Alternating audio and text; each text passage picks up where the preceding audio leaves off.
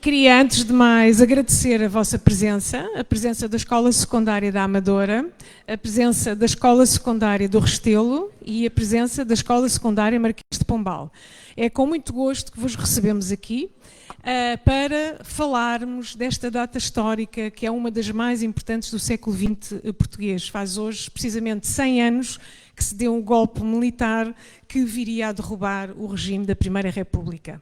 E para nos falar a todos sobre este grande momento, temos connosco o professor Luís Farinha, a quem eu agradeço obviamente muito a sua presença, para estar aqui connosco, para passar esta manhã de aprendizagem. E termino, antes de dar a passagem ao professor Luís Farinha, também dar as boas-vindas a todos aqueles que nos seguem através do Facebook. No final, vamos depois abrir uma breve sessão de perguntas, porque, enfim, estas sessões são também para despertar o interesse e a curiosidade sobre a nossa história. Luís, passo-te a palavra. Muito obrigado. Bom dia. Isto hoje é um desafio maior. Eu estou habituado a desafios grandes, mas ter 2 braços para conversar é um desafio muito maior. Espero estar à altura de conseguir não olhar para o centro, olhar para a direita e olhar para a esquerda. Muito bem. Eu penso que vou pedir exatamente a autorização para, em conjunto, as 3 escolas e eu próprio agradecermos ao Museu da Presidência da República o facto de nos ter convidado para podermos estar aqui hoje a evocar, não é comemorar, porque isso de facto não é o mais adequado para esta data de 28 de maio de 1926, mas é evocar uma data que foi uma espécie de começo de um período muito pouco, diria, muito pouco entusiasmante da história portuguesa do século XX. E muito longo também. Este 28 de maio de 1926 esteve na origem de um regime ditatorial longuíssimo que só caiu pela força das armas de muitos militares, enfim, dezenas de corporações militares, centenas de oficiais em 25 de abril de 74. Nós às vezes não temos a noção exatamente disso. Este regime que se implantou com o 28 de maio só caiu pela força das armas muitos anos depois e numas circunstâncias muito especiais. E eu digo que começou aqui, não porque nós tenhamos que dizer que o dito Estado Novo começou em 26. Não começou. Mas tudo o que é de mais essencial e mais característico de um Estado de tipo autoritário começou exatamente em 28 de maio de 1926. Este período que é, de facto, extremamente convulsivo. Admira-me até que alguns da área da literatura, por exemplo, ou de outras áreas de ciências sociais, não tenham já pegado nestes tempos. Enfim, há um desafio para os futuros escritores. Há de haver aqui gente que vai escrever no jornalismo, na literatura, etc. Seguramente, há de haver. E isso, há aqui um período que podem pegar. Garanto-vos que não tem que ficcionar muito. Ou seja, a realidade aqui é muito mais rica do que a ficção. Durante 3 meses, entre maio e junho de 1926, esta casa foi habitada por 4 chefes de Estado. Uma situação absolutamente anómala, como podem imaginar, não é? Se eu perguntasse a algum de vós o que é esperado, ou que tempo é esperado que o Presidente da República fique aqui no Palácio de Belém, hoje, o que é que diriam? Quantos anos é expectável que fique um Presidente da República hoje aqui em Belém? 5 anos? 4? 5? E, desejavelmente, se estivesse aqui o Presidente António José Seguro, ele desejaria ficar ainda mais 5. Isso era possível ou não? Era possível? Era possível ou não? Era possível. Há um segundo mandato que é possível. Isso não era possível na Primeira República. E os presidentes da Primeira República, alguns deles estão aqui, nesta galeria, que depois no final, se quiserem, podem aproveitar para vir, é uma galeria dos presidentes da República. Estão aqui todos, os da Primeira República, os da ditadura e os do regime democrático, até hoje. Ora bom, este presidente era um presidente muito mais inseguro, porque era eleito pelos próprios partidos políticos na Assembleia. Estão a imaginar, não é? Alguém que é eleito pelos próprios partidos políticos na Assembleia, de repente, exercer poderes complexos. Por exemplo, quais são os poderes complexos que o Presidente pode exercitar em certas alturas de grande complexidade? Pode quê? Pode estar aqui todos os dias a governar, mas pode dissolver o Parlamento, pode demitir o Governo. Isso também era possível na Primeira República, mas era muito mais complexo, como podem imaginar. Os partidos que tinham eleito o Presidente da República no Congresso da República seriam eles os primeiros a ser derrotados se o Presidente decidisse dissolver o Parlamento ou decidisse demitir o Governo. De modo que estas chaves que têm aqui do Valença ficam com o nome de Valença. O Valença era um caricaturista desta altura, muito interessante, e como podem calcular os que estão aqui nestas áreas, eu penso que a maioria será das ciências sociais, não sei se estou a errar. São? Sim, da história, etc. Bom, também das artes, eventualmente. Os caricaturistas são um elemento extremamente interessante das sociedades. Não é que eles digam a verdade. Às vezes não dizem verdade. Às vezes dizem disparates completos. Mas conseguem ir ao fundo das questões de uma forma muito picante, digamos assim. Ou seja, é difícil não dizer assim. Este homem tem razão, mesmo que seja um bocadinho, uma razão pequenina. O Valença era um homem com uma enorme capacidade de observação e nós, aliás, nessa primeira metade do século XX, os primeiros anos do século XX, tivemos uma caricatura de grande qualidade, belíssima. Ela é, aliás, uma das áreas por onde começaram grande parte dos pintores. Por exemplo, sei lá, o Almada foi um caricaturista. O Almada, que já ouviram falar das artes, do desenho, da pintura, etc., não é? Bom, o Valença nesta caricatura, eu não comecei exatamente com um retrato do Presidente. O Presidente que estamos aqui a mostrar é este senhor de grandes bigodes, chamado Bernardino Machado. Era um homem que tinha vindo da implantação da República, era um histórico da República, já era relativamente idoso, 80 anos, quando foi Presidente da República. Foi, aliás, por 2 vezes, em 1917 e em 1925. E é claro, como podem calcular, é desta presidência de 1925 que estamos agora a querer mais facilmente a dirigir-nos, digamos assim. Bom, este Presidente tem várias particularidades. Depois, no fim, havemos de fazer uma espécie de rendu, digamos assim, do que são estas personalidades. Agora, pensem só que vou falar um bocadinho deles e do tempo deles. O Bernardino Machado era um homem que era visto como extremamente cordial. Nesta caricatura que estão aqui a ver, aparecem as situações várias para como vão os seus meninos como vão. Em sua casa todos bem em sua casa, um homem muito cordial.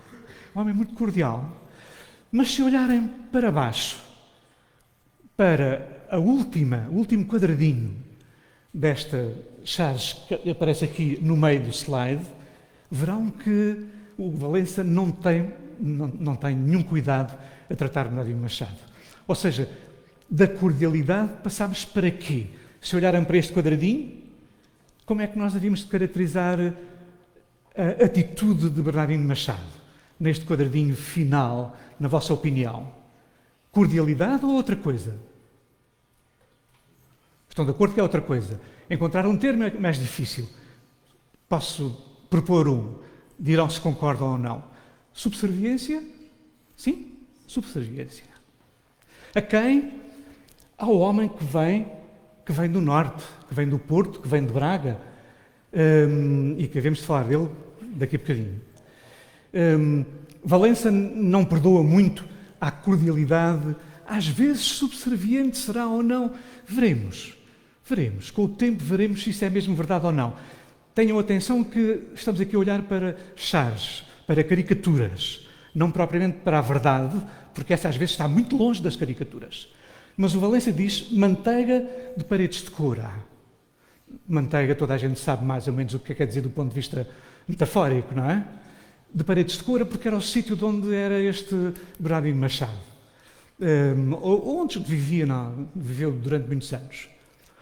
Simultaneamente, tem aqui um quadro ao lado esquerdo do slide, que é um quadro de António Baeta, em que o Bernardino Machado é apresentado a cumprimentar Cristo. Que é uma outra versão, digamos assim, da figura de Bernardino Machado. Se quiséssemos associar, reparem atrás das suas costas, e Cristo olhando um pouco para o que está a acontecer, lá atrás está, perceberam, está a Igreja Institucional. Bispos, arcebispos, frades, enfim, por aí adiante.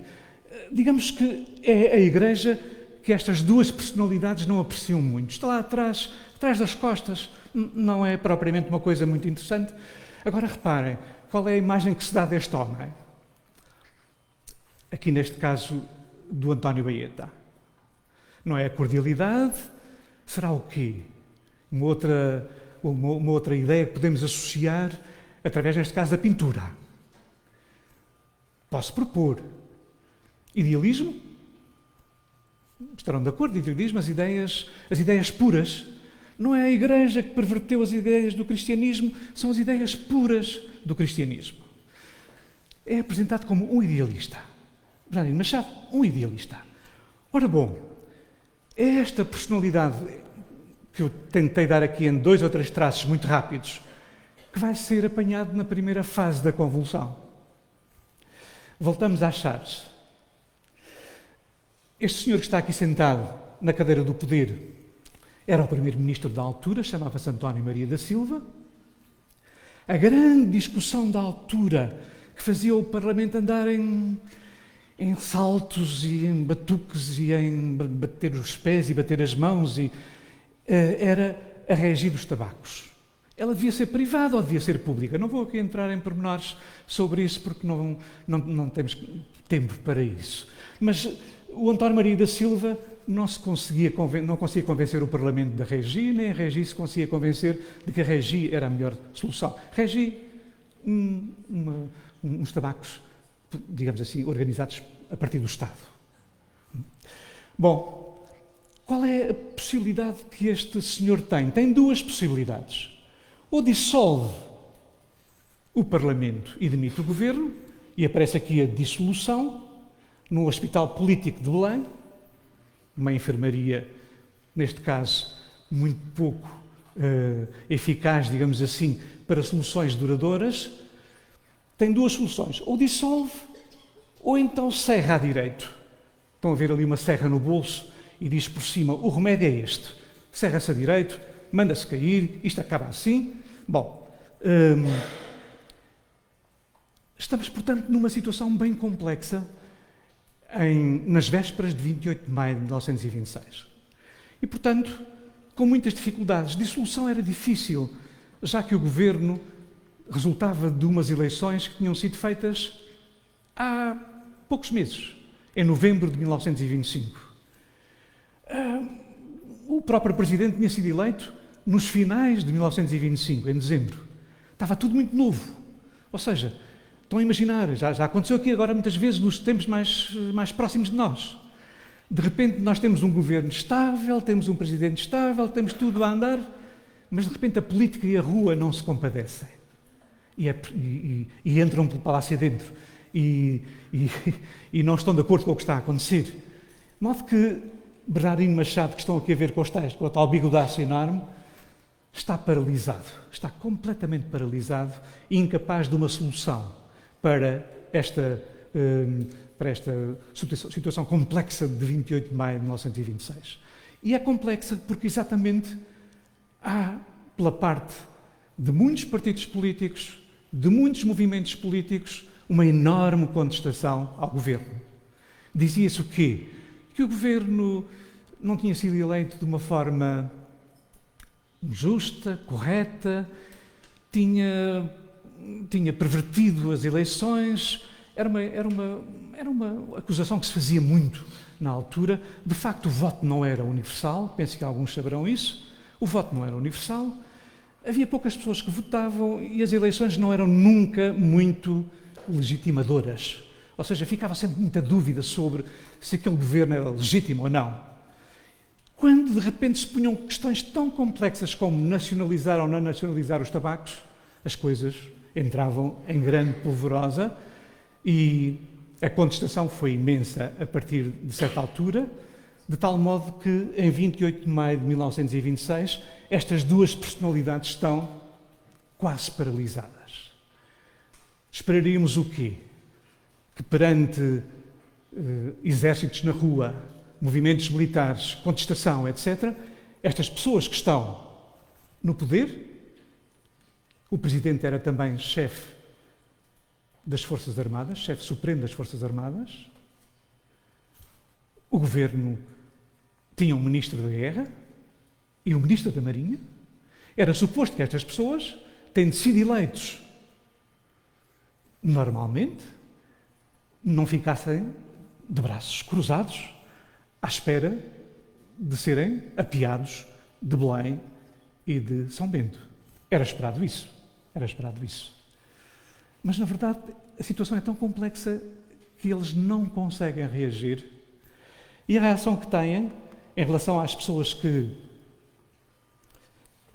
aparecem para substituí-los, num golpe militar, numa marcha militar a partir de Braga, convencem-nos, ou eles se deixam convencer, que o que vem a seguir é uma solução para a crise que se vive, para a convulsão. De modo que Bernardino Machado, reparem, vai fazer uma coisa inesperada, completamente inesperada. Vai entregar o poder aos conspiradores. Diz ele até de uma forma constitucional. Ou seja, a Constituição prevê que em certas alturas muito complicadas possa haver uma transição deste tipo, uma transição pactuada, digamos assim, a entrega do poder a quem vem de fora para substituir. Era muito dúbio que isto fosse verdade. A Constituição não dizia bem isto. Mas, na verdade, reparem na atitude de Bernardino Machado. Numa carta que dirige ao primeiro conspirador de serviço, o almirante Mendes Cabeçadas, vamos vê-lo a seguir, dirá o seguinte: Excelentíssimo Senhor, restaurada a ordem pública sem violências, colisões e entregue a Constituição de um Ministério Nacional à Vossa Excelência, em quem a República tanto confia. Reparem nas palavras estranhíssimas de um Presidente da República eleito que decide entregar o poder a um conspirador, dizendo-lhe em quem a República tanto confia. A minha missão está cumprida. De hoje em diante, não me é possível continuar no exercício da Suprema Magistratura da Nação. E em conformidade com a Constituição, cá está. A ideia que ele tem é que está a fazer aquilo de acordo com a Constituição, está a entregar o poder a um conspirador de acordo com a Constituição de 1911. O Ministério, e em conformidade com a Constituição, o Ministério, em conjunto, assumirá a plenitude do poder executivo. Significava o quê? Plenitude do poder executivo. Sabem interpretar esta expressão? Ele entregava a plenitude do poder executivo. Que poderes eram estes? A plenitude do poder executivo. Será apenas de um órgão ou de mais órgãos? Plenitude. Reparem, porque é plenitude. A palavra plenitude significa é todo o poder, entregue todo o poder a Vossa Excelência, Mendes Cabeçal, Mulher de Mendes Cabeçadas. Qual será esse poder? Que poderes eram estes? Reparem, a República tinha dividido os poderes em instâncias, não é? Judicial, executiva, não é? Bom, então que poder era este que ele entregava? Primeiro-Ministro, sem dúvida. Ou seja, Mendes Cabeçadas passava a ser o Primeiro-Ministro. E agora, reparem, o regime ficava sem Presidente da República?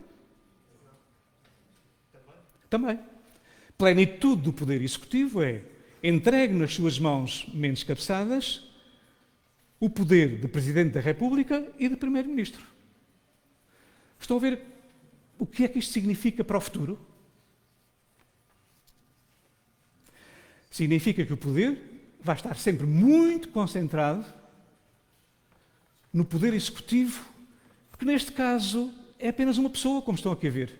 Mendes Cabeçadas, como iremos ver a seguir, vai ser Primeiro-Ministro, desempenha as funções de Presidente da República e acumula todas as pastas. Porque não há nomeação do Governo como ministros, vários ministros, não é? Quem faz isto? Bernardino Machado. O período é, portanto, como podem perceber, de um dramatismo enorme. Não é possível que nós não achemos isto anormal. Claro que é anormal. O que seria normal era, imaginemos nós, era um exército na rua combatendo outro exército que vinha de Braga. Eventualmente seria essa a situação que nós esperaríamos que pudesse acontecer. Mas não é isso que acontece. Este poder que está em Belém e que está em São Bento não reage ao que está a acontecer na rua, às marchas sobre a cidade de Lisboa, ao golpe que está a ocorrer, não reage desta forma pacífica e diz, não, nós entregamos o poder, nós achamos que os senhores são os melhores para nos substituírem. Estranhíssimo isto que estamos a ver, não é? E daí que nós consigamos perceber, lembram-se, eu comecei exatamente por dizer, estamos aqui no golpe de 28 de maio de 1926, no início de uma mudança muito grande no regime político, ou seja, em que o poder executivo acabará por estar muito concentrado, às vezes numa pessoa só. Durante muito tempo foi só uma pessoa. Vamos ver até quando. Depois haverá a possibilidade de distribuir um pouco o poder, mas sempre com uma distribuição muito cuidadosa, porque quem vai ter o poder efetivamente é quem está a governar com os seus ministros, não é? E isso já estudaram, já começaram a ver. Muito bem, este é o primeiro Presidente da República que vos queria falar, que é, no fim de contas, o que abdica do poder nesta fase. Dos tais 4 chefes de Estado, este era eleito, mas abdicou do poder. O segundo é este senhor, que está aqui na galeria também, está aqui, aliás, ao lado direito. Se o compararem com, creio que quase todos estão a vê-lo aqui, e estão a vê-lo também ali, o retrato verdadeiro, digamos assim. Claro que ainda não têm uma visão de todos os presidentes que estão aqui, mas se eu vos perguntar que ideia é com que nós ficamos desta pessoa, este Almirante Mendes Cabeçadas, olhando para o retrato, o que é que diriam assim, uma primeira impressão deste retrato? Um ar? Autoritário. Todos concordam um ar autoritário? Eu diria rígido. Diz? Eu diria rígido. Rígido. Pois, muito rígido. Quem fez este retrato também não era propriamente um grande artista, imaginamos nós. Não sei se ele está aqui entre nós, não está seguramente, mas não é um grande retrato, sem dúvida, rígido. Mendes Cabeçadas não era inicialmente apoiante da República? Mendes Cabeçadas é. É curioso como ela, É. de certa forma... Mendes Cabeçadas é. Ainda bem que depois dessa pergunta, Mendes Cabeçadas é. Mendes Cabeçadas é o tenente Mendes Cabeçadas do 5 de outubro, que está nos barcos do Tejo, saudando a República com uma salva na manhã de 5 de outubro. É esse tenente Cabeçadas. É esse tenente Cabeçadas. Agora, é um tenente Cabeçadas que está aqui, eu avanço também um bocadinho em relação à minha interpretação, um retrato muito soturno, muito triste, vocês dirão muito rígido, sim, pouco expressivo, sem dúvida, nada expressivo. Do ponto de vista artístico, nada expressivo. Mas do ponto de vista daquilo que transmite para o exterior, é de facto a figura de alguém soturna, triste, amargurada, de algum modo amargurada com a situação. E isso é um pouco aquilo que vai acontecer a Mentes Cabeçadas. Ele era, de facto, como diz aqui a Beatriz. Como diz a Beatriz, ele era um homem do 5 de outubro, claro. Mas era um homem muito descontente com o que estava a acontecer à República. Muito descontente.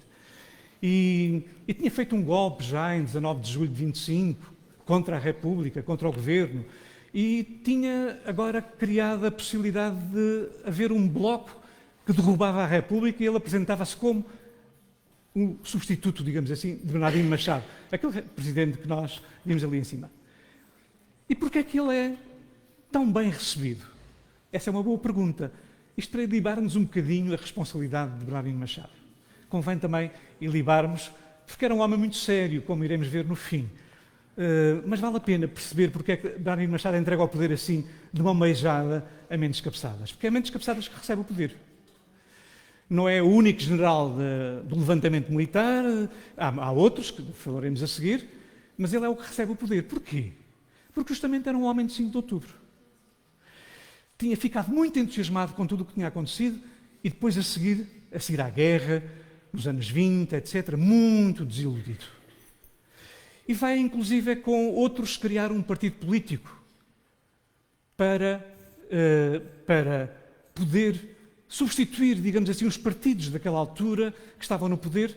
Cria com um outro republicano muito famoso chamado Cunha Leal, Francisco Cunha Leal, cria um partido novo chamado União Liberal Republicana, ali poucos meses antes do 28 de maio, exatamente para dizer assim, nós estamos cá para substituir o Bernardino Machado, o governo existente, etc., e somos republicanos de gema.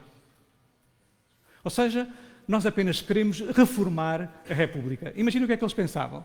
Uma coisa quase não nos entra pela cabeça dentro. Hoje, diziam eles, nós vamos instaurar uma ditadura temporária, uns meses, 1 ano, 2 anos, de modo a dar ordem à República, e a seguir vamos restaurar a própria República. Ou seja, há de haver uma República com 2 partidos, um mais à esquerda, outro mais à direita, assim à maneira inglesa, digamos assim, trabalhista e conservador.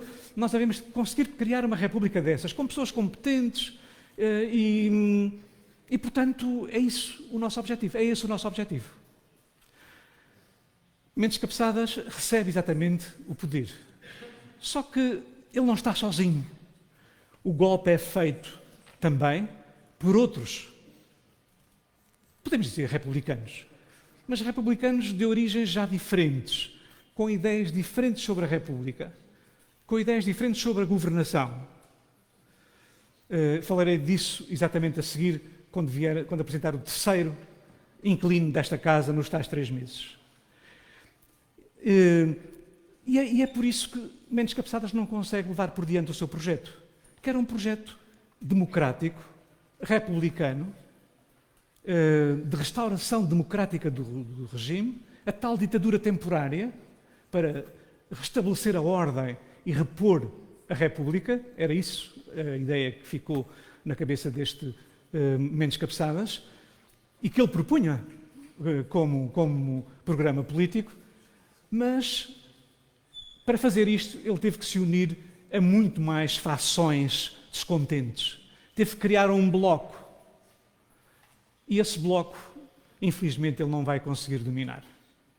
Vão haver várias conversações antes do golpe e depois do golpe, mas ele não vai conseguir levar por diante a sua ideia de reforma da República, regeneração da República.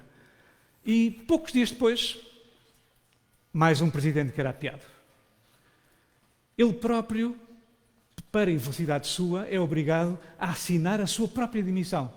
Imaginem o que era o poder de rua, o que era o poder militar de rua. A outra personalidade que vem a seguir obriga-o justamente a assinar a sua própria demissão, e ele vai ficar a dizer o seguinte, nesta transmissão de poder ao outro conspirador: tendo verificado a impossibilidade de resistir, depois ele vai dizer a seguir, durante muitos meses, até anos, vai dizer, não, eu tinha possibilidade de resistir. Eu até tinha forças militares para resistir. Mas eu não quis pôr o país em guerra civil. Mais um homem muito convicto, mas pouco decidido. Sabem, as convicções às vezes têm que ser acompanhadas de firmeza. O idealismo de Bernardino Machado provavelmente tinha que ser acompanhado de mais firmeza. Esta ideia também de mentes cabeçadas, a esta ideia faltou também firmeza, coragem, eventualmente para debater na rua, para confrontar na rua os dois poderes em questão. Mas ele vai dizer o seguinte, tendo verificado a impossibilidade de resistir à imposição e convencido que as instituições republicanas não estão em perigo, reparem, mais um na linha de Bernardino Machado que diz a República não está em perigo. Portanto, eu apenas faço a transmissão do poder a outro que vem a seguir e que seguramente vai pegar na República e vai restabelecer o poder. Mas alguém que está decidido a entregar o poder, porque as instituições republicanas não estão em perigo, deixa o governo certo de que Vossa Excelência e os excelentíssimos ministros, agora está a dirigir-se já ao terceiro inquilino desta casa, General Gomes da Costa, certo de que Vossa Excelência e os excelentíssimos ministros que o acompanham saberão defender e prestigiar a República Portuguesa e promover a prosperidade da nação, como eu sempre desejei. Mais alguém que toma corajosamente a contestação ao poder instituído, estabelecido, etc., mas que de repente no meio da ação desiste e diz, não, eu deixo o poder a outro. Reparem, isto não tem apenas esta versão que eu estou aqui a dar, muito quase humana, digamos assim. Tem também, obviamente, a ideia de que há fações militares a combaterem-se na rua. Há quartéis, há armas. Tudo isto passaria por uma guerra civil se estas pessoas não tivessem abdicado do poder. Ou pelo menos por um confronto muito grande, que aliás vai haver uns meses depois. Logo uns meses depois, a partir de fevereiro de 1927, o país vai entrar numa guerra civil larvar e vão ocorrer várias revoltas, muitas revoltas, umas 10 revoltas, com milhares de deportados, milhares de presos, muitos mortos. Nada disso acontece aqui. Vai acontecer uns meses depois, a partir de fevereiro de 1927. Uma revolução, entre este fevereiro de 1927, no Porto e em Lisboa e nos outros sítios do país, que pôs na rua mais pessoas do que na Primeira República, do que em 5 de outubro. Lamento que os vossos manuais não falem disso.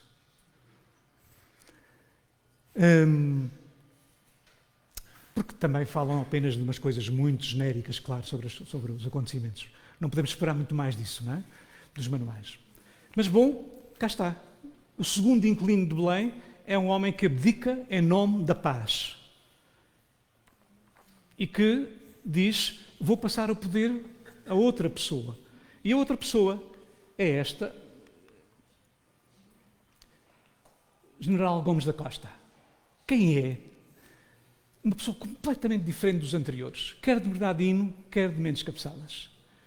É um soldado ultramar. Tornou-se muito evidenciado, digamos, uma personalidade muito conhecida publicamente, porque é um dos heróis, e agora teremos ideias diferentes, se são heróis ou não, é um dos heróis das guerras de pacificação em África nos finais do século XIX. Chamadas guerras de pacificação, que eram, como podem imaginar, guerras de ocupação. De Angola, de Moçambique, da Índia, etc. Ele vai estar na Índia, vai estar em Moçambique, vai estar em Angola, e é um dos heróis. Estão a vê-lo aqui com a imagem de um soldado colonial, um capitão da era colonial, que se torna exatamente famoso por isso, pela força, pela capacidade de dominar os povos da Índia, de Angola, de Moçambique, que se revoltavam naquela altura contra o trabalho forçado.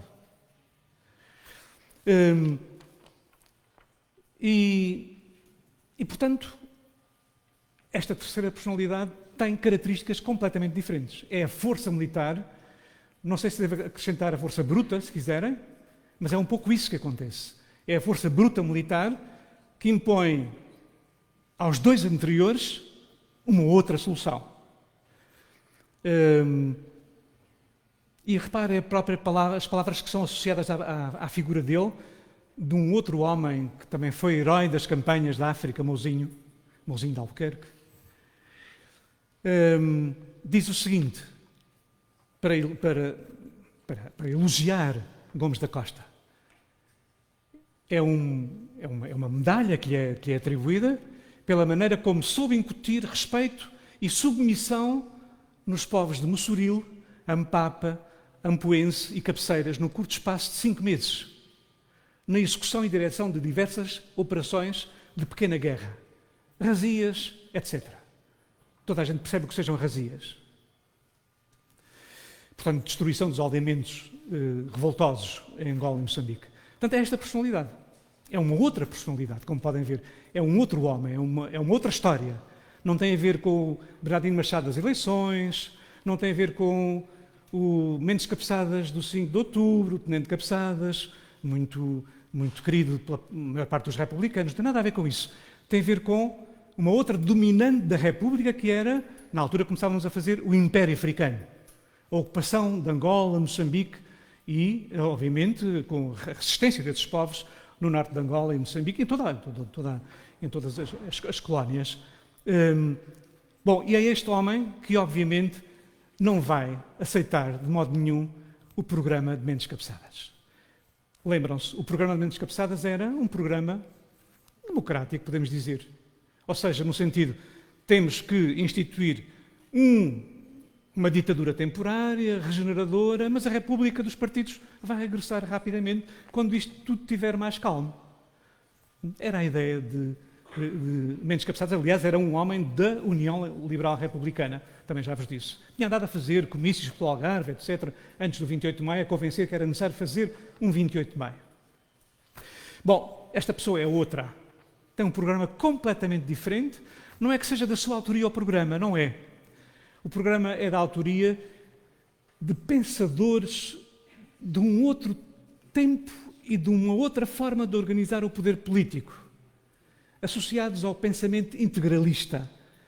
Provavelmente nunca ouviram falar, provavelmente só alguns terão, não sei, mas que é um pensamento novo. É um pensamento novo que surge ali durante o período da guerra e que tem visões para o regime completamente diferente. Qual era a ideia que este setor tem? A República não vai poder governar-se com um Parlamento com tantos partidos. Tantos partidos só dá confusão. A República não vai poder ter um Presidente da República sem poder nenhum, que fica ali nas mãos dos partidos. O Presidente da República deve ter um mandato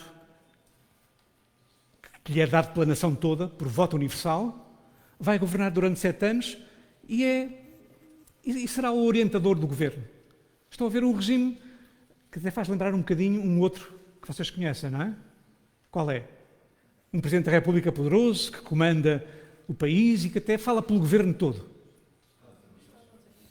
Estados Unidos, por exemplo. Não é?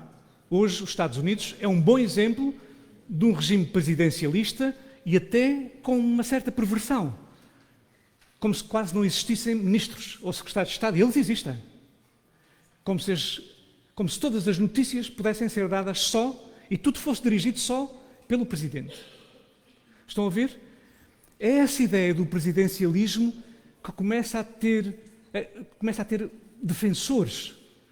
Porque dizem, a República, os partidos, o Parlamento, aquilo é uma confusão, tantas discussões. Não, a gente acaba com as discussões.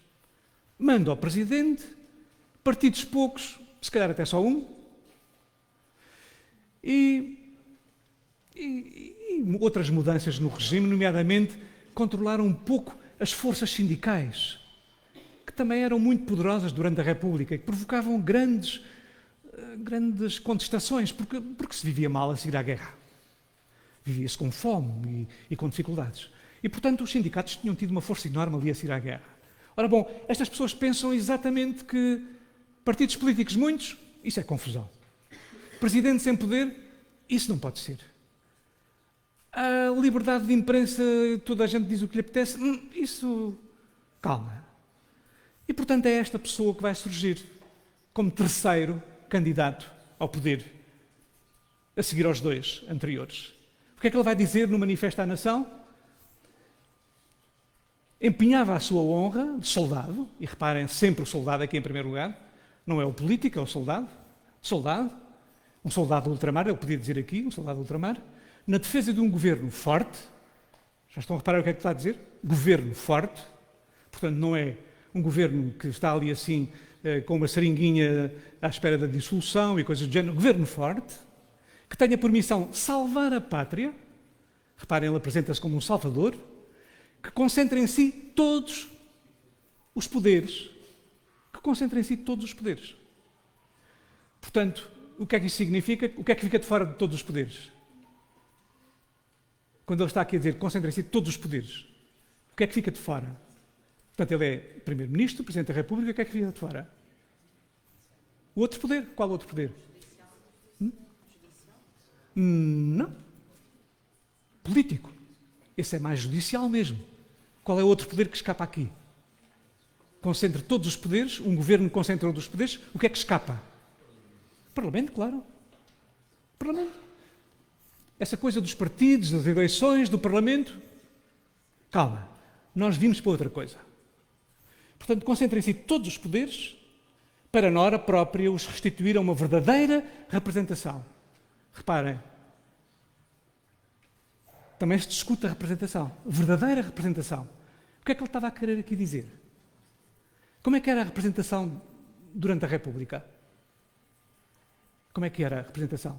Semelhante ao que é hoje. Como é que era a representação? Através de partidos políticos. Eram eleitos partidos políticos para um Parlamento, constituíam maiorias e essas maiorias governavam quer no Parlamento, quer no Governo. Certo? Ora, ele vai dizer, não, na hora própria vamos restituir a uma verdadeira representação nacional. Estão a imaginar o que é que está aqui por trás, não é? Ou seja, partidos políticos, temos muitas dúvidas sobre partidos políticos. Uma verdadeira representação nacional ciosa de todas as verdades. Reparem, uma representação que não precisa de viver de todas as verdades. Ela própria é todas as verdades. Ou seja, uma representação nacional e única. Podemos estar aqui a falar já do partido único, do partido nacional único. É essa a ideia que está aqui. E por isso é que nós temos que dizer cada vez mais e repetir aquela ideia do início. O 28 de maio vai trazer-nos tudo o que veio a seguir. Depois teve o seu desenvolvimento, a história foi andando, a Constituição de 33, um chefe do governo, etc. Mas reparem, está tudo aqui plasmado já. Esta vertente e este conjunto de pessoas que estão a apoiar Gomes da Costa tem estas ideias. Uma representação que não será de quadrilhas políticas. Ele vai mais longe. Reparem a designação que ele faz para partidos políticos. Quadrilhas políticas. São uns bandidos que andam por aí a governar o país e a viver à custa dos partidos políticos.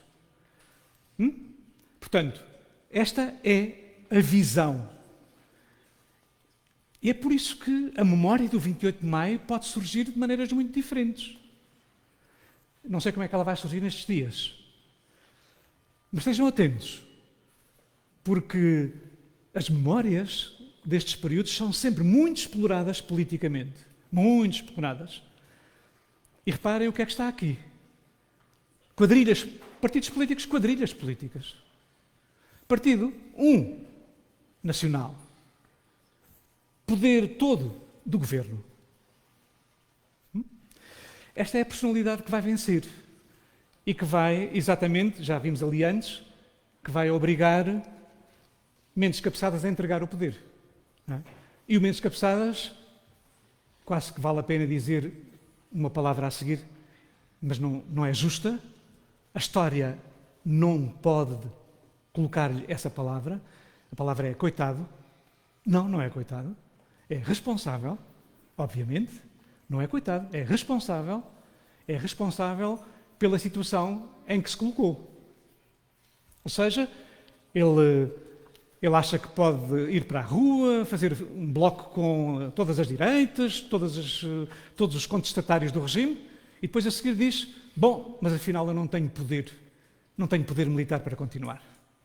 Então abdico e entrego o poder. Os senhores são seguramente, como ele diz, pela impossibilidade de resistir, entrego à imposição e convencido que as instituições republicanas não estão em perigo. Não está a ser verdadeiro, ele sabe perfeitamente o que pensa Gomes da Costa. Aliás, esteve a conversar com ele em Coimbra e em Sacavém e na Amadora. Ele sabe perfeitamente que há bases de entendimento, mas que as duas pessoas pensam de forma completamente diferente e que este homem que veio a seguir não tem a mesma ideia de República Democrática. De modo nenhum.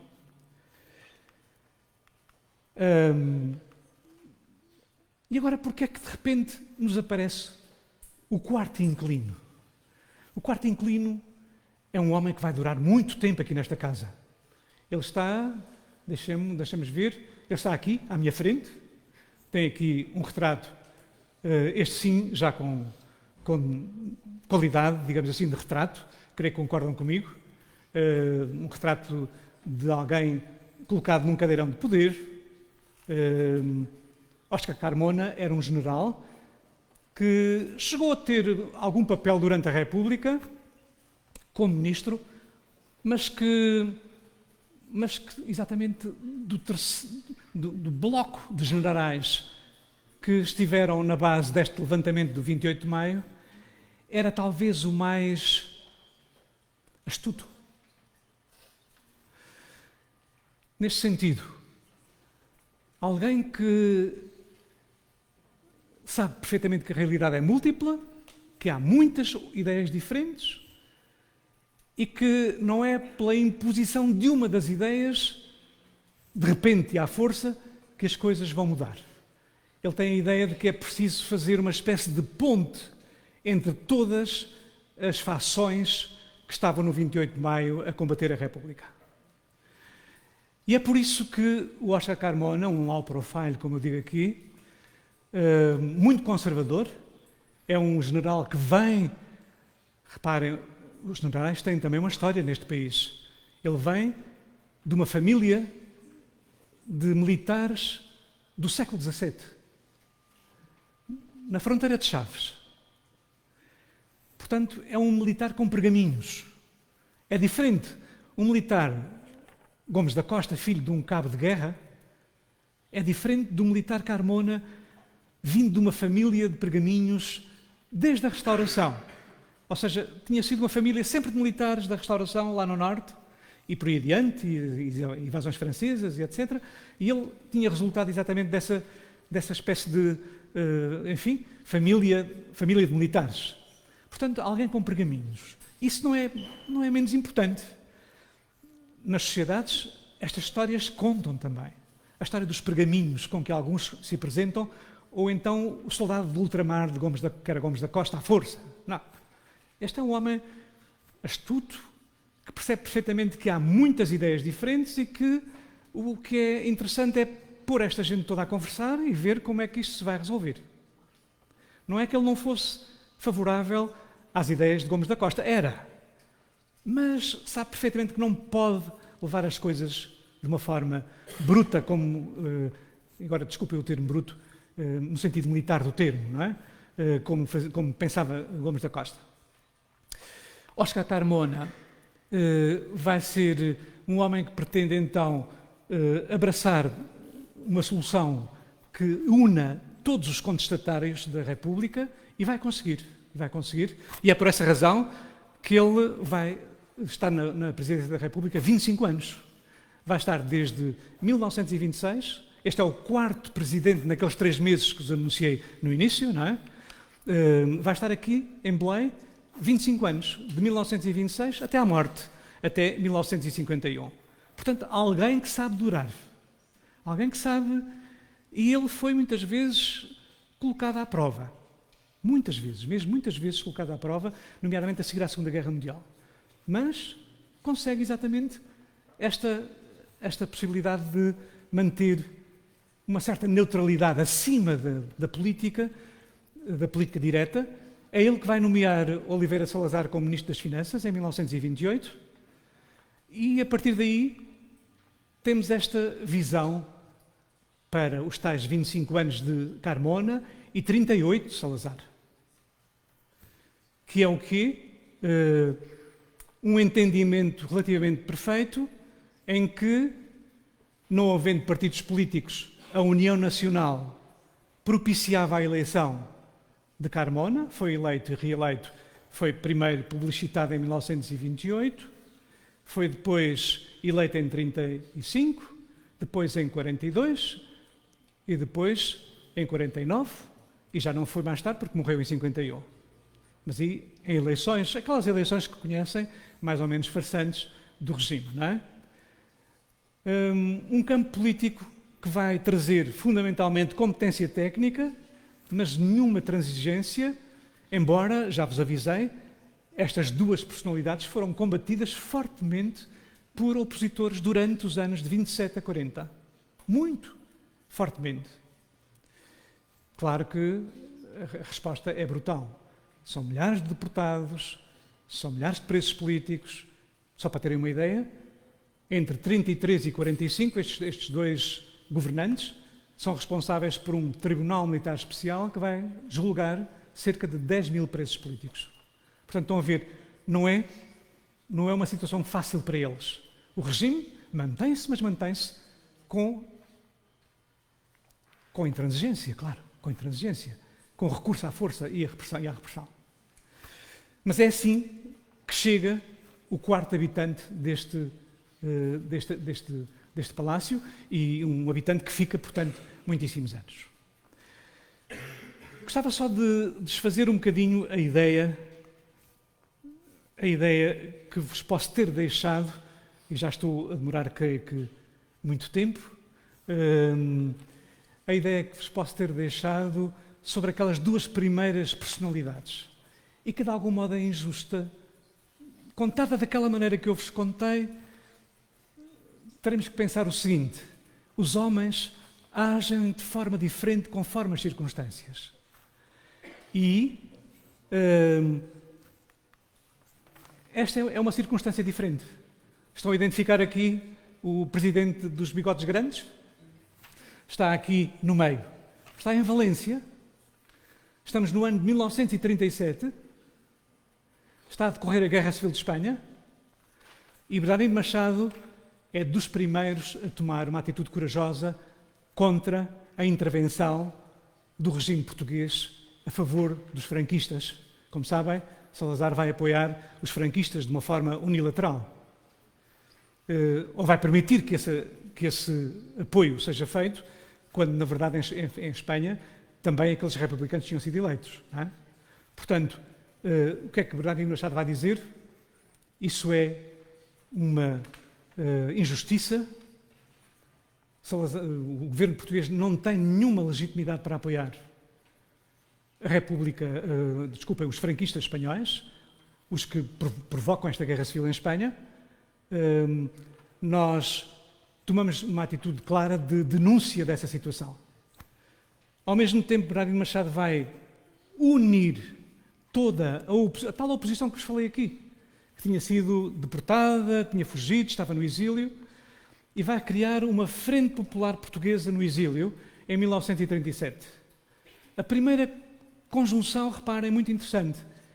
Ele que sempre se tinha batido por uma democracia republicana, etc., mas numa fase tão difícil como era a de 37, a Frente Popular Portuguesa é uma conjunção, é a primeira conjunção republicano-comunista. Os republicanos, nesta altura, e é quase espantoso que um democrata como Bernardino Machado tenha feito uma unidade com os comunistas, a Frente Popular Portuguesa é a primeira conjunção republicana comunista contra o regime. Não dura muito tempo, porque vivia em larga medida com o apoio dos republicanos espanhóis. E, portanto, como sabem, os republicanos espanhóis perderam a guerra, são obrigados a abandonar a Espanha em 1939 e, obviamente, todas estas pessoas acabam por ter que ficar ali, ou ficam alguns no exílio, ou então optam por vir para o país. Jardim Machado estava no exílio, entra no país em 1940 e é preso. Já nessa altura tem 93 anos, é colocado em residência fixada em Paredes de Coura e morre no Porto já com quase 94 anos. Por isso, se quisermos criar uma ideia de Bernardino Machado, temos que olhar para ele nas duas situações. Ou outras, que podia aqui falar-vos, mas convém que tenhamos a noção de que os homens são bastante mais as circunstâncias em que vivem do que propriamente eles próprios.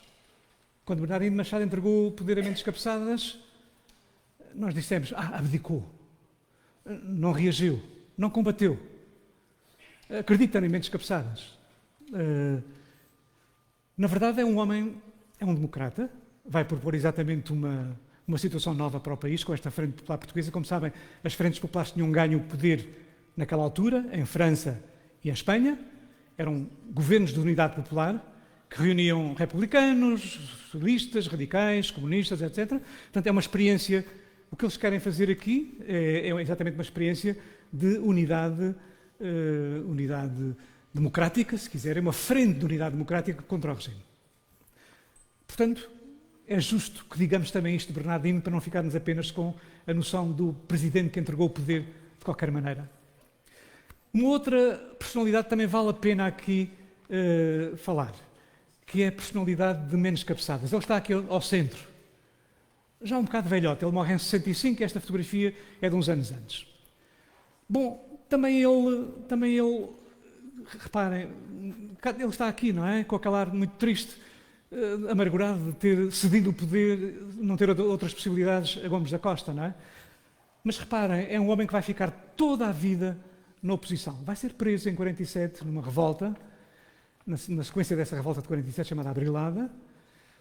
É destituído do posto de almirante, perde, portanto, a sua vida profissional, digamos assim, passa a ser um odioso oposicionista de Salazar, está em vários golpes da Meirada de 46, da Abrilada de 47, e depois de ter sido preso e de ser um homem mal visto, um homem da oposição, digamos assim, vai criar com outros, este é aquele homem que vos falei já aqui também, o Cunha Leal, da União Liberal Republicana, vai criar com outros uns fundamentos daquilo que será o futuro Partido Social Democrata no país, que só surge depois do 25 de Abril e que normalmente o Partido Social Democrata não gosta muito de assinalar.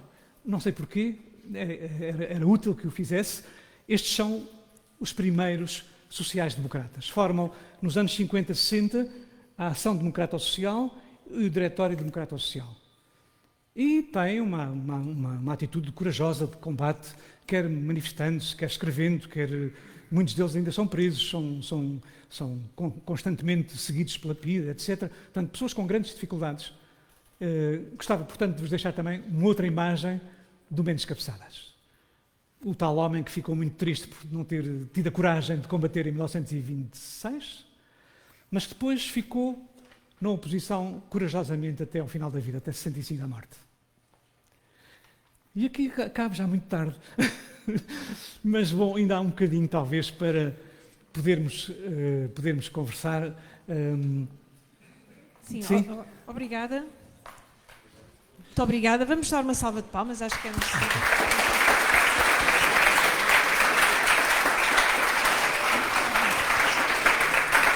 Muito obrigada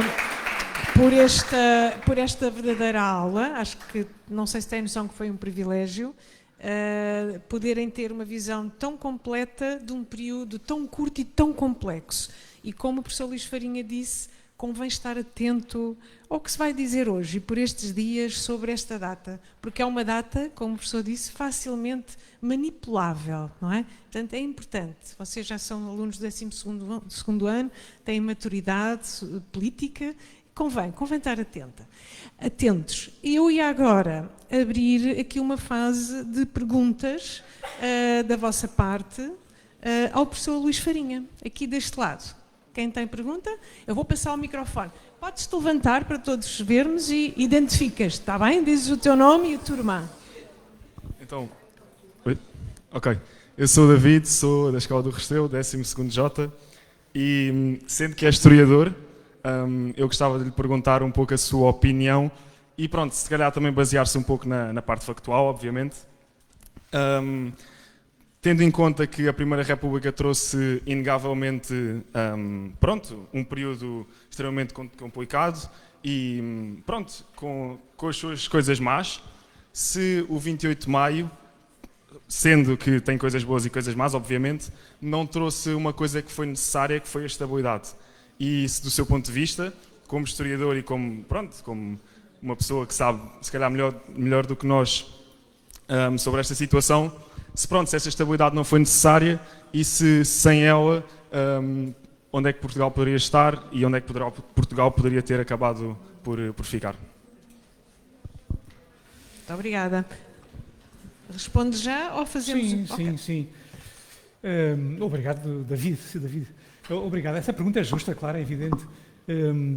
O que é que significa o Estado Novo? O que é que significa? A ditadura, toda a gente reconhece, aliás, o ditador não esconde que é uma ditadura, não é? Ele é explicitamente antidemocrata, dilo, antissocialista, muito mais anticomunista, ele diz isso claramente. É antidemocrata. Bom, o que é que o país era? O que é que podia ser? Olha, essa é uma questão que interessa de facto. O que é que poderia ser o país se não fosse este? É uma questão que me interessa cada vez mais, sabes? Que é, a história normalmente interessa-se muito só por aquilo que aconteceu. Aquilo que aconteceu como se fosse a única coisa que pudesse ter acontecido. A história faz este erro. É um erro, do meu ponto de vista. Eu, como pessoa ligada à história, reconheço que isto é um erro. Porque houve milhares de caminhos alternativos. Milhares de caminhos alternativos. Ou seja, aquela foi uma solução entre outras soluções possíveis. Muitas outras soluções. E, de facto, a mim, como historiador, e por isso é que eu acho que a tua pergunta é interessante, cada vez me interessa mais, tanto como aquilo que aconteceu, aquilo que poderia ter acontecido e não aconteceu. E poderia ter acontecido uma coisa completamente diferente. Por exemplo, se tu tivesse a noção do que aconteceu na revolta de 7 de fevereiro de 1927, onde muitos destes homens estão exatamente já tentando corrigir o que aconteceu em 1926, já estão exatamente a prever que é uma má solução aquela que vem ali, e estão a combater. O Carlos de Vilhena, capitão, famosíssimo, ainda viveu o 25 de Abril, imagina, já com 90 e tal anos. O capitão Carlos de Vilhena já estava descontente em 1927 e tinha sido ele a despejar o Congresso da República. Despejar o Congresso e os parlamentares, etc. Portanto, a questão aqui, sabes, não interessa tanto saber aquilo que foi, interessa saber também, deste ponto de vista, aquilo que poderia ter sido de outra forma. E houve muitas outras soluções. Olha, no próximo sábado vou fazer uma visita guiada a Lisboa, das Revoluções. Lisboa das Revoluções. Imaginas quantas tentativas de revolução houve, revoltas contra a ditadura, que acabaram, obviamente, mais decidida ou decisiva foi o 25 de Abril. Imagina, cerca de 20 revoltas. Esta que te falo, de 3 de fevereiro de 27, é talvez a mais vigorosa e aquela que podia ter mudado tudo.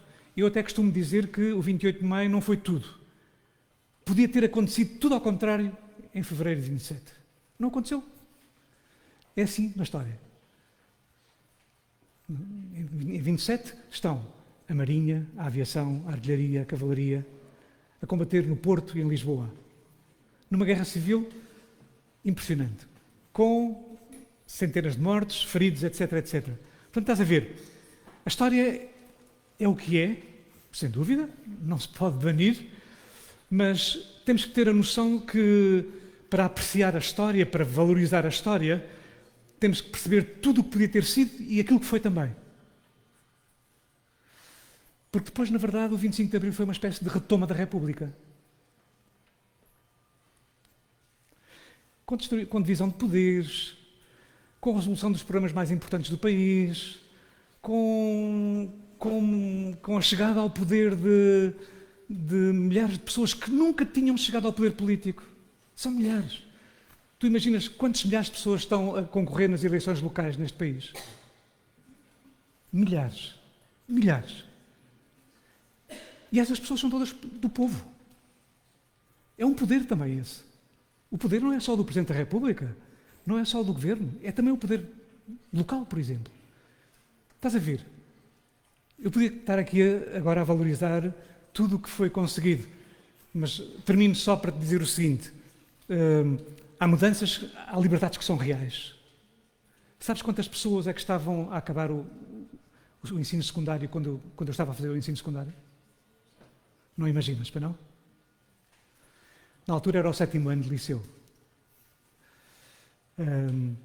Estavam 3 pessoas em 100. 3%. Imaginas onde é que estavam os outros 97. É fácil. Estavam a trabalhar. Sabes, e hoje que estás no 12º ano, sabes qual é o privilégio de estás no 12º ano? Tu és um dos 9 em 10, ou dos 90 em 100, que terminam o 12º ano. Não tenho mais respostas para ti.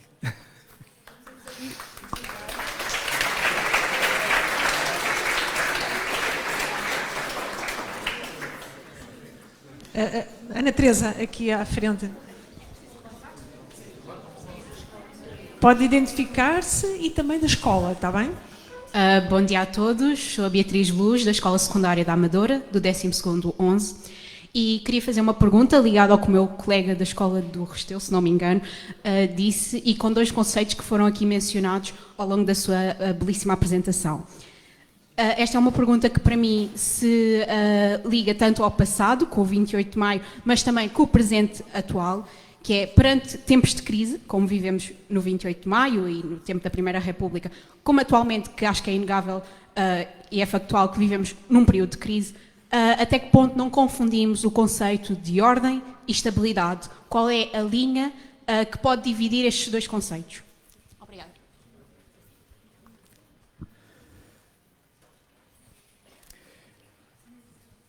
Boa pergunta. Olha, a ordem nós desejamos que seja democrática. Porque ainda não imaginamos formas de governo muito mais, enfim, seguras, interessantes, participativas do que a democracia. Não encontramos formas mais interessantes, digamos assim. Com todos os defeitos que podemos encontrar nos regimes de tipo democrático, porque também têm. Por exemplo, este governo da Primeira República era um regime democrático e liberal e trouxe a ditadura. Não foi suficientemente forte para combater a ditadura. Desculpe interrompê-lo, mas acho importante também a Primeira República surgiu em Portugal. Obrigada. A Primeira República surgiu em Portugal num período, do meu ponto de vista, não sou historiadora, não sou nada, mas do meu ponto de vista, num período muito específico, digamos assim.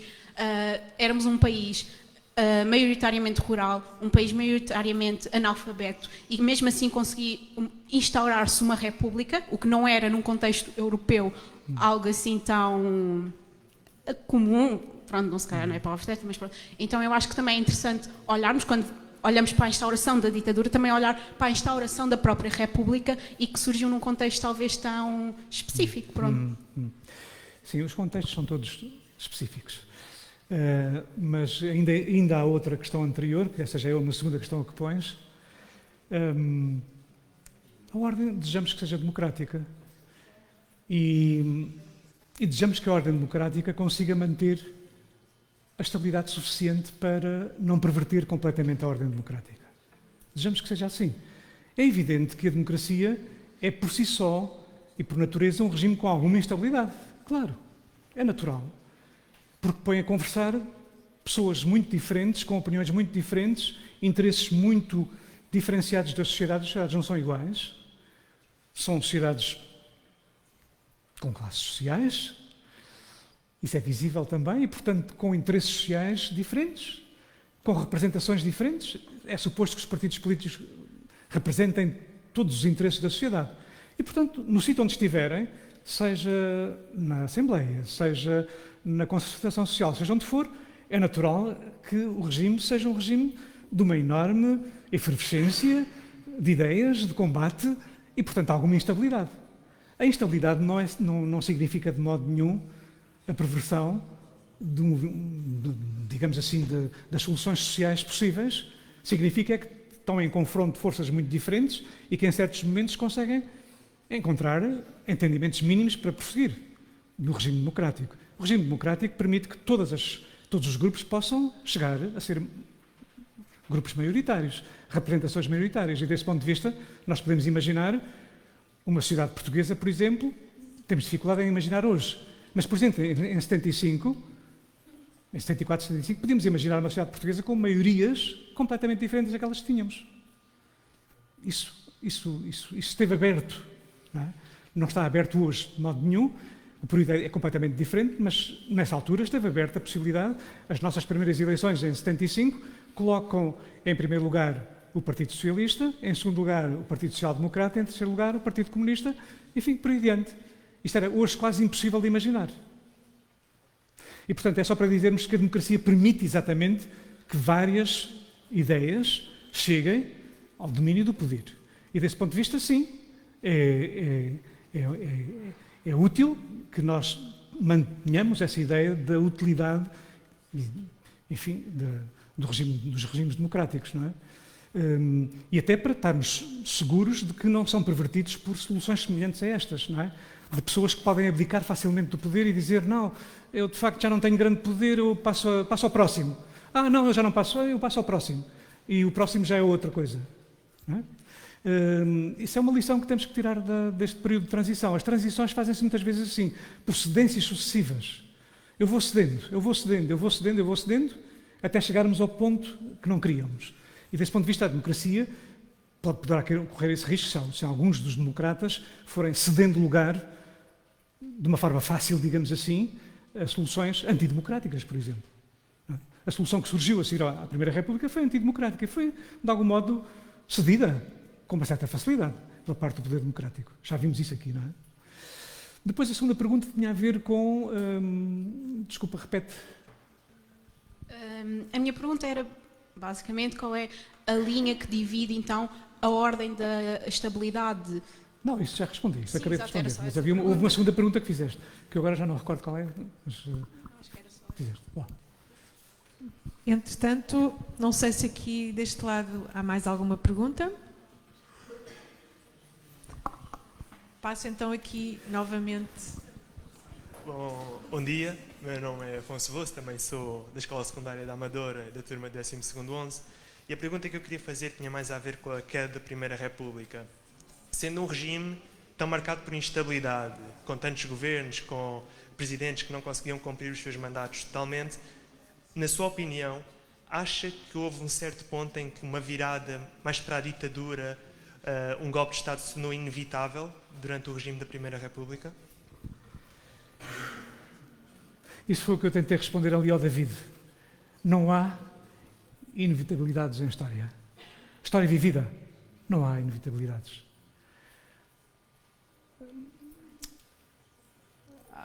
Há situações que são as mais previsíveis, mas podem ser combatidas.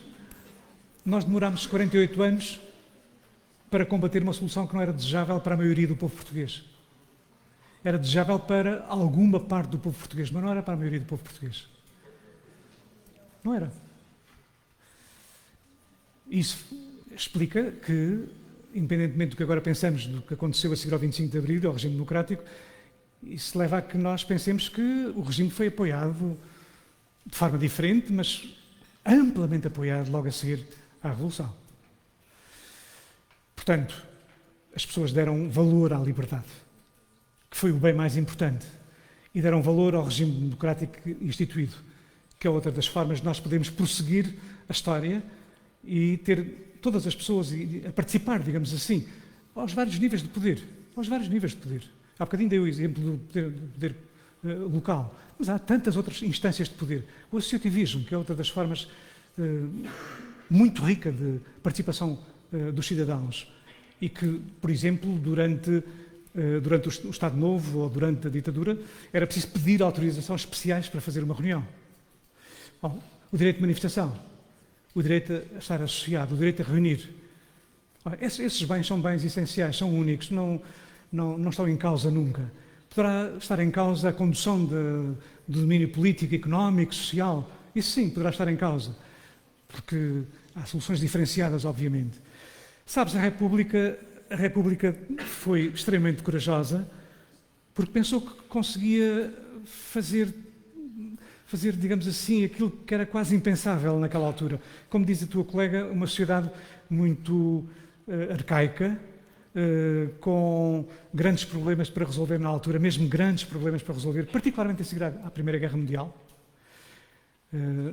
Nós, só para teres uma ideia, nós passámos 400 anos para pagar o trigo mais caro nessa altura. Nunca o trigo tinha chegado a um preço tão alto a seguir à Primeira Guerra Mundial. Portanto, houve aqui, de facto, situações específicas, como diz ela, uma das específicas é exatamente a guerra. A guerra mudou tudo na Europa. A guerra mudou tudo. Mudou todos os países da Europa. Sentidos diferentes, sem dúvida, mas a guerra mudou tudo na Europa.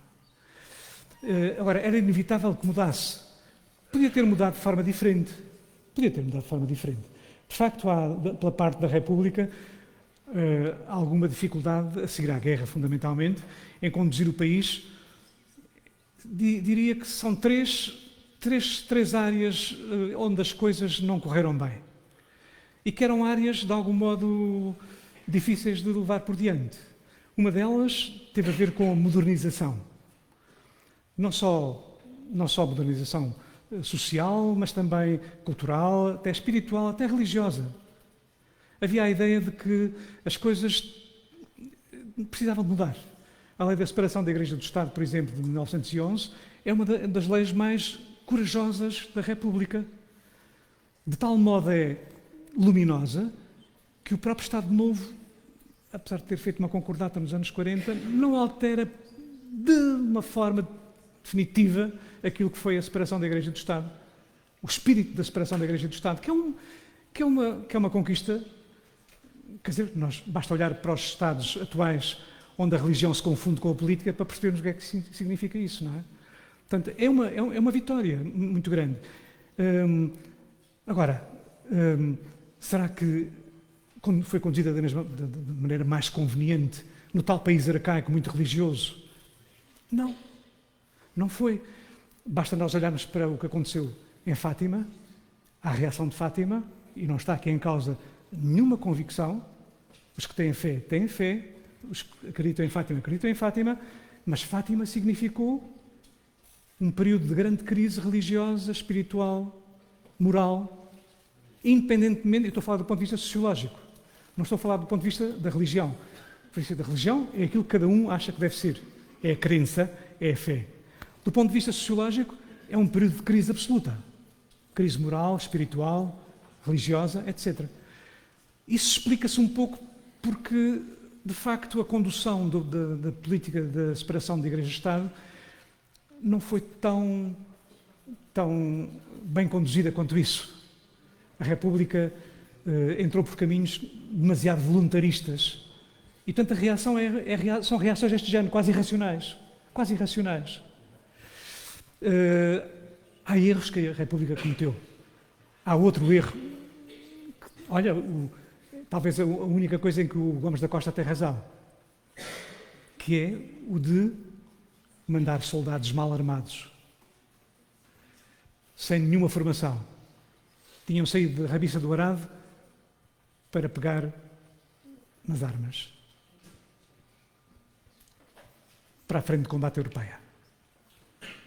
8.000 mortos, e um descontentamento brutal a partir daí. Este Gomes da Costa é exatamente a grande raiva dele é ter sido responsabilizado pelo desastre lá ali. E, portanto, ele não acredita nos políticos de maneira nenhuma. Não, os políticos levaram-nos a um caos completo. É inaceitável que tenham mandado soldados para a Primeira Guerra Mundial combater sem armas, sem fardas, sem botas, sem meios. Não é? E há um terceiro ainda que só se começa a perceber um bocadinho mais tarde e que é também um erro que nos vai... Erro, ou se quiser, uma realidade difícil, que é a ideia dos republicanos de que é possível um país pequenino como Portugal ter um império do tamanho do mundo. É uma ideia terrível. Eles eram profundamente colonialistas, a ideia de que Portugal devia ter essa relação com as colónias. E estes três desafios matam completamente a República. Colocar soldados desarmados na Primeira Guerra Mundial. Combater a religião num país profundamente religioso e com formatos, às vezes, muito radicais.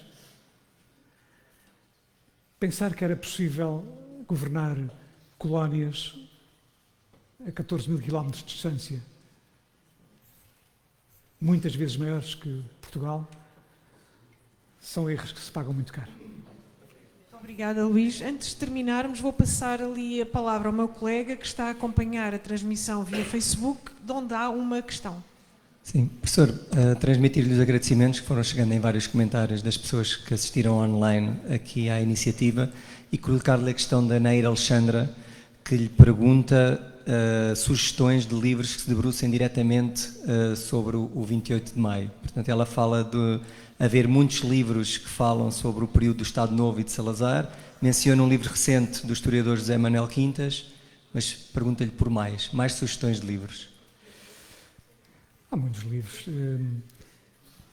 Digamos que o que eu posso dizer sobre este período da transição é que ele mereceria muito mais estudos. Não é um período que tenha tido assim tanta investigação. Passamos normalmente da Primeira República para o Estado Novo. É como se não houvesse ali um período de transição que mal conhecemos. E isso, sim, tem sido o que caracteriza mais. Não quer dizer que não haja, obviamente, muita literatura sobre a transição. Recomendo, por exemplo, esse livro do José Manuel Quintas, que vai ser apresentado na Feira do Livro no dia 20... Está a ser apresentado hoje, dia 28, e que é... O José Manuel Quintas tem estudado bastante bem, nomeadamente, o grupo e o pensamento que esteve por trás da facção Gomes da Costa, os integralistas, etc., e, portanto, e que tem um peso muito grande, nesta transformação. Era um grupo pequenino, não tinha grande significado em termos sociais e em termos culturais, no entanto, tem aqui um peso grande quando as armas saem à rua. E isso o General Quintas faz muito bem, e o livro dele, seguramente, que eu já conheço uma parte, seguramente vai dar um pouco de seguimento a esta e a necessidade de os alunos futuros que estão aqui, universitários, seguramente muitos irão para as áreas das ciências sociais. O 28 de Maio interessa particularmente por esta transição de regimes. Ou seja, como é que se fez esta transição de regimes em Portugal, de uma primeira experiência democrática para uma solução ditatorial que ficou durante muito tempo. Essa é a parte mais interessante, a transição é a parte mais interessante. Muito bem, vou então dar por encerrada esta sessão, agradecendo mais uma vez ao professor Luís Farinha por ter vindo aqui e a todas as escolas que deram connosco.